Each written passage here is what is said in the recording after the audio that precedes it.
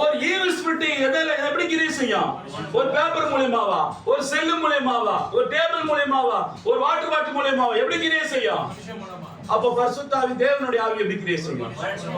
என்னங்க பேசுறீங்க உட்கார்ந்துட்டு சும்மா?